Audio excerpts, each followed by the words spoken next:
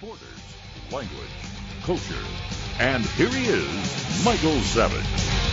Welcome to the Savage Nation. Today we're going to talk about free speech, a topic I know an awful lot about from several fronts. One, because I'm in the free speech business. Without the First Amendment, I wouldn't be on the radio, which would please many of you on the left who don't believe in free speech at all. You believe in controlled speech. You believe in government speech. You believe in progressive speech. In other words, you believe in your hate speech and no one else's.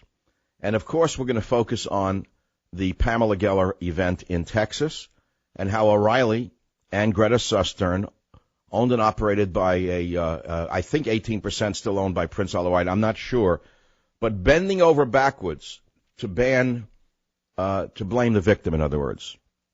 Didn't attack the Islamic murderers, didn't attack the religion for putting this hatred in the minds of these throwbacks, but no, attacks the person who provoked them.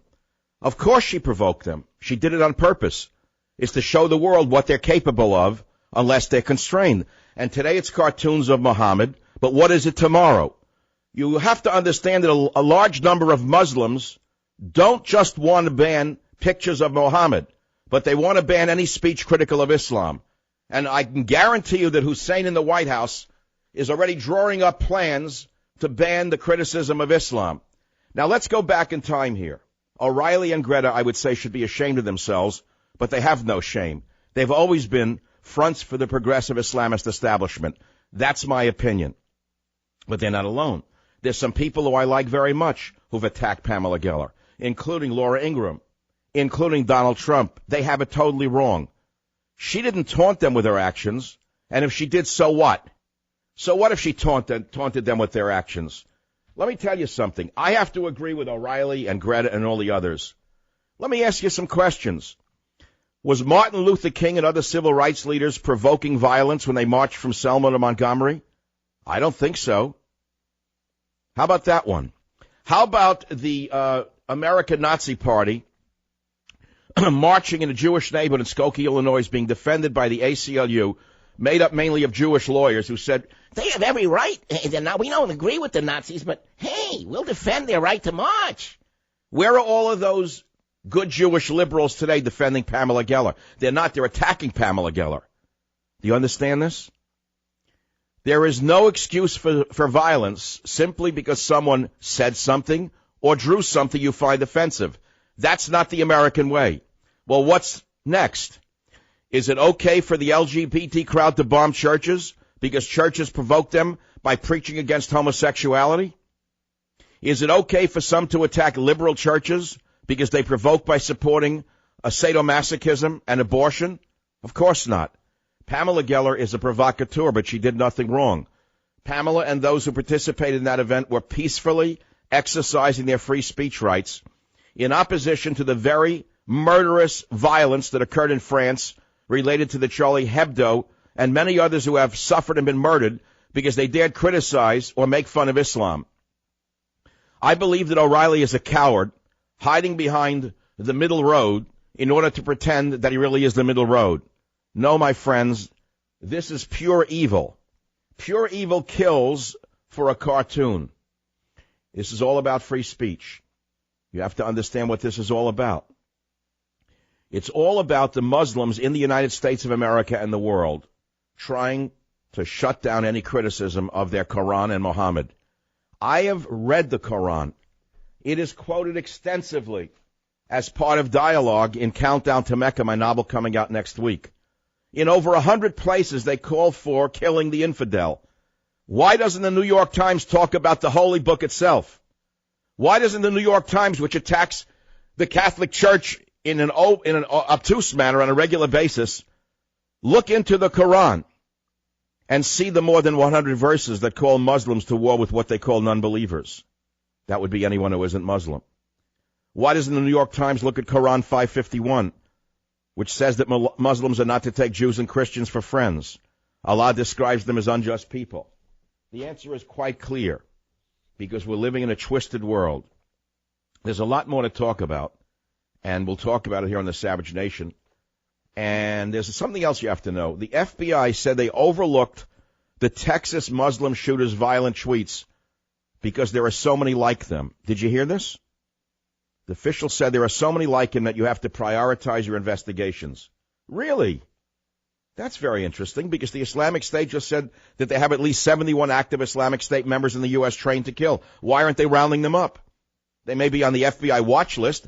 I mean, mixed in with watching Christians, returning war veterans, anti-abortion activists. Occasionally, they can devote 1% of the FBI's investigative abilities to looking into radicalized Muslims, couldn't they?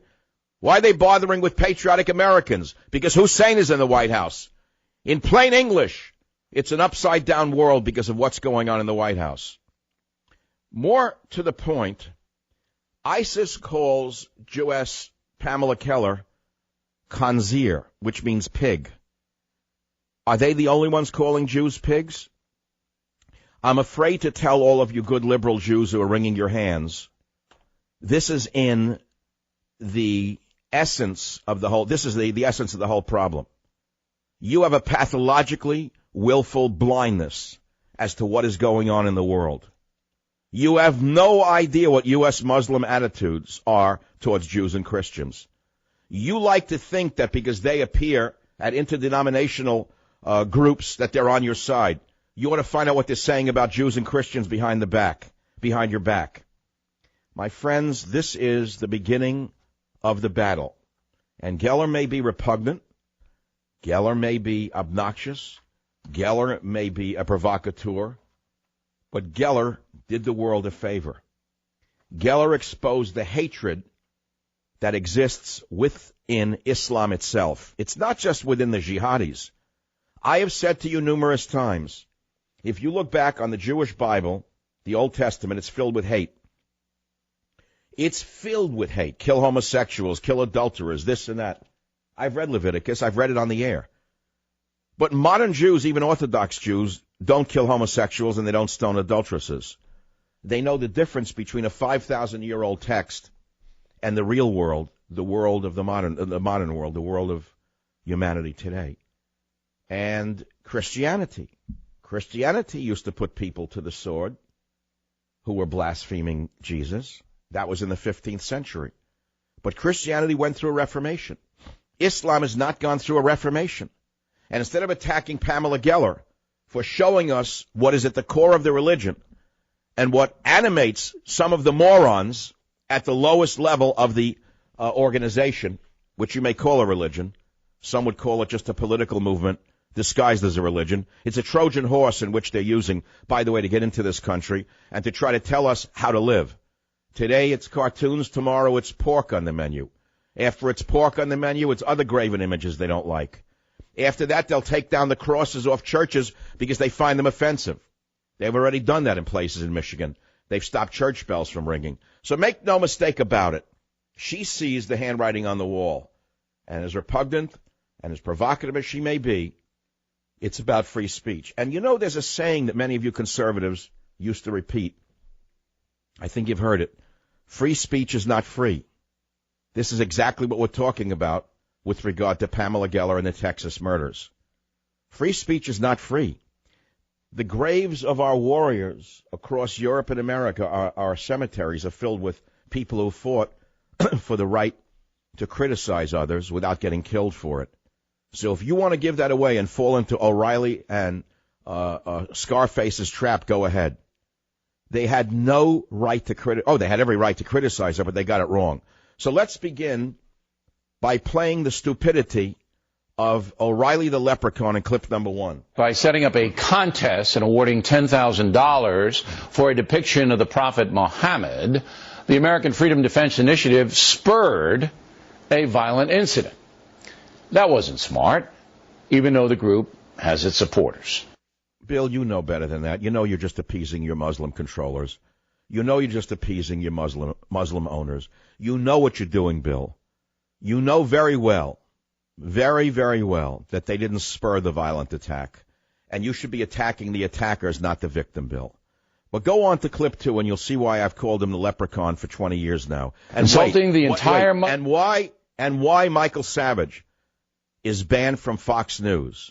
Listen to clip 2. Insulting the entire Muslim world is stupid. It does not advance the Bill, insulting the First Amendment is what you're doing. That's even more stupid.